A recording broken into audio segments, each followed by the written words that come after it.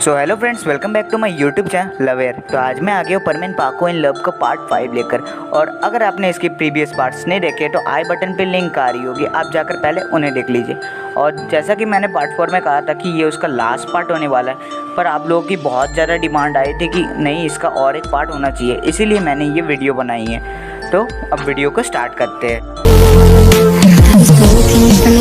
Taking my soul into the masses, writing my poems for the few that looked at me, took to me, shook to me, feeling me, singing my heart from the pain, taking my message from the veins, speaking my lesson from the brain, seeing the beauty through the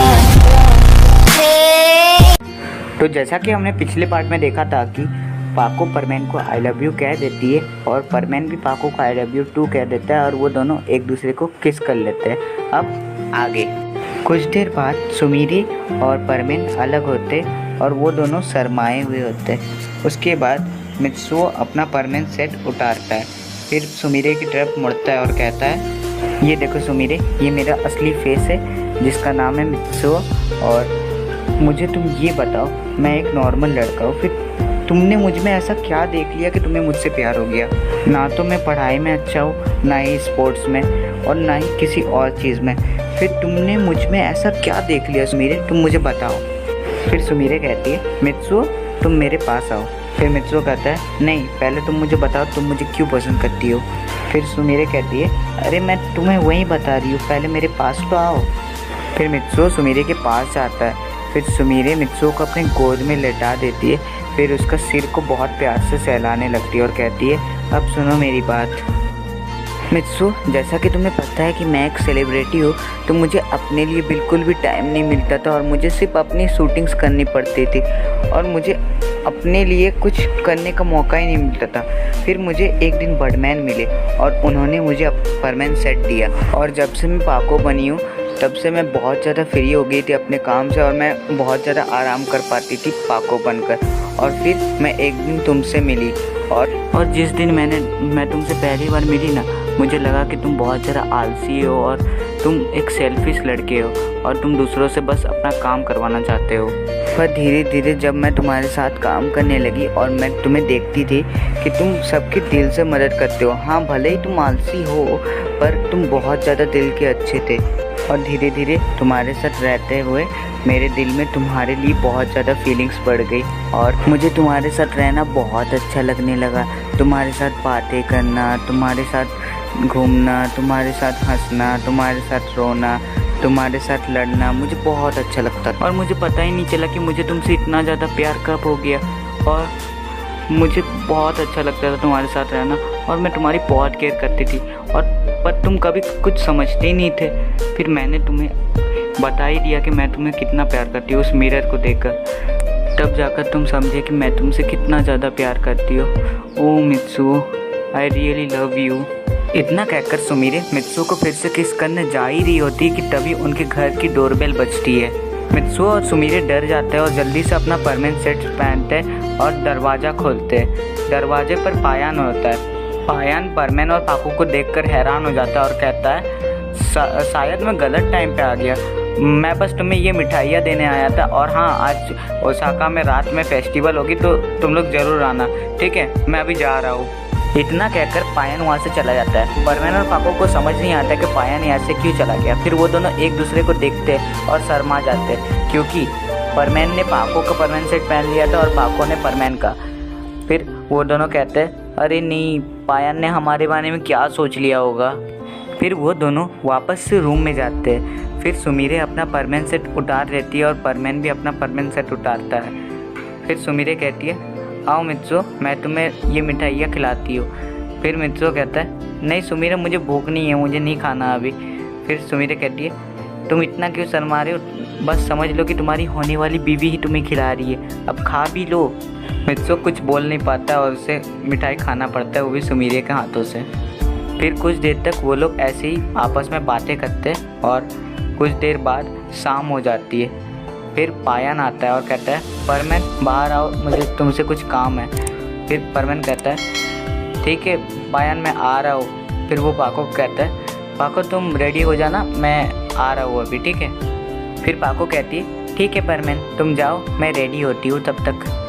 फिर परमेन बाहर आता है पायन के पास। फिर पायन परमेन से पूछता है, परमेन क्या पाको ने तुम्हें उसकी आइडेंटिटी बता दी है? फिर परमेन थोड़ा सोच के कहता है, हाँ पायन, पाको ने मुझे अपनी आइडेंटिटी बता दी है, पर माफ़ करना मैं तुम्हें उसकी आइडेंटिटी नहीं बता सकता हूँ क्योंकि बर्डमैन ने मना किया है तुम्हें और बूबी को उसकी आइडेंटिटी बताने से। फिर पायन कहता है, ठीक है परमेन, मुझे नहीं जानना है कि पाको कौन है, पर तुम ये बता सकते हो कि पाको कैसी दिखती है? फिर परमेन थोड़ा सा शर्माता और कहता है, मैं बेकार ही पाको से इतना ज़्यादा लड़ता था, वो तो बहुत अच्छी और सुंदर है। फिर पायन परमेन की तरफ अजीब से देखता है और कहता है, अच्छा तो शादी कब कर रहे हो तुम पाको से? बताओ बताओ, अब क्यों शर्मा रहे हो, बताओ। फिर परमेन पायन की बात काटने के लिए कहता है, अरे शायद पाको रेडी हो गई होगी, मैं जाता हूँ पाको को बुलाने, ठीक है? फिर परमेन जाते हुए सोचता है, अरे ये पायन तो मेरे पीछे ही पड़ गया है। ये सोचते हुए परमेन पाको के पास जा रहा होता है और वो बिना दरवाज़ा को नॉक किए ही रूम के अंदर चला जाता है और वो देखता है कि सुमीरे अपनी ड्रेस पहन रही होती है पर उससे उसकी ड्रेस की जिप नहीं लग रही होती है। फिर परमेन कुछ सोचता है और सुमीरे के पास जाता है और उसकी जिप को लगा देता है। तभी सुमीरे का मुंह पूरा लाल हो जाता है और वो पीछे देखती है कि उसके पीछे मित्सुओ खड़ा है। फिर वो कहती है, मित्सुओ तुम बहुत ज़्यादा बदमाश होते जा रहे हो। फिर मित्सुओ कहता है, मेरा कोई ऐसा इंटेंशन नहीं था, बस मैंने देखा कि तुम अपनी जिप नहीं लगा पा रही तो मैंने बस तुम्हारी हेल्प कर दी। फिर सुमीरे कहती है, अच्छा बाबा ठीक है।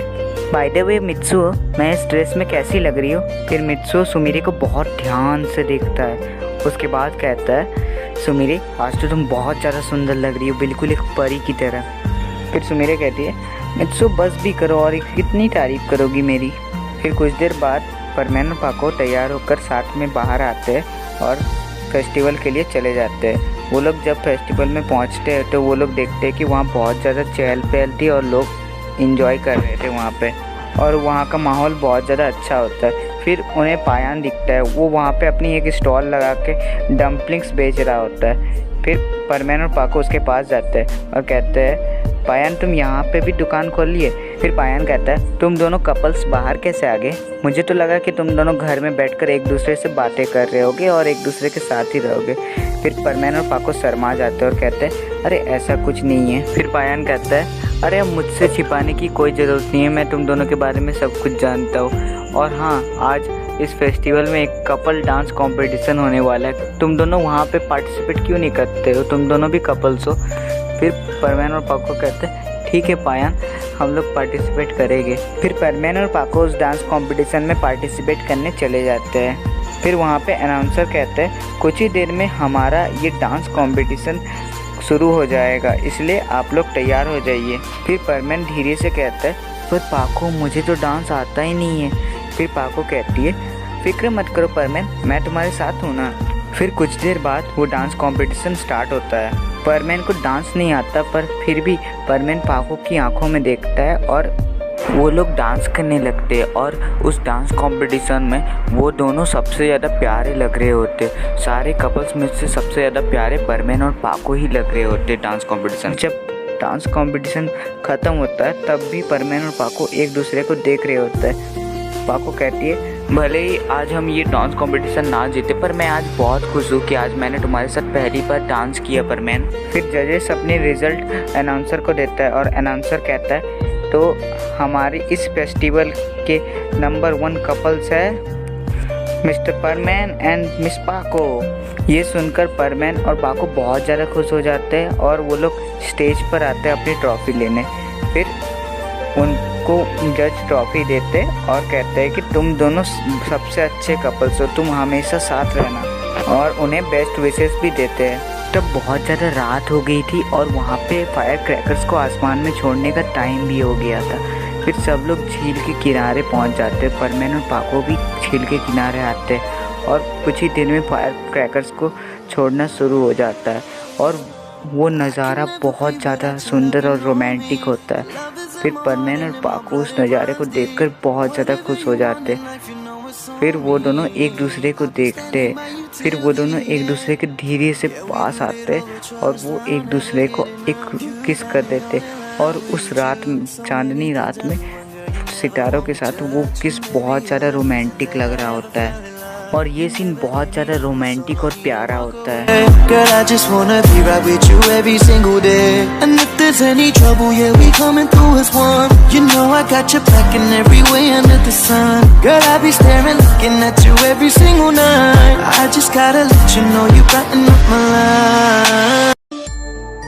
तो ये था परमेन पाको इन लव का लास्ट पार्ट। और अगर आपको वीडियो अच्छी लगी हो तो वीडियो को लाइक कर देना, और अगर आप चैनल पर नए हो तो चैनल को सब्सक्राइब कर देना। मैं आपसे मिलता हूँ नेक्स्ट वीडियो में, तब तक के लिए गुड बाय।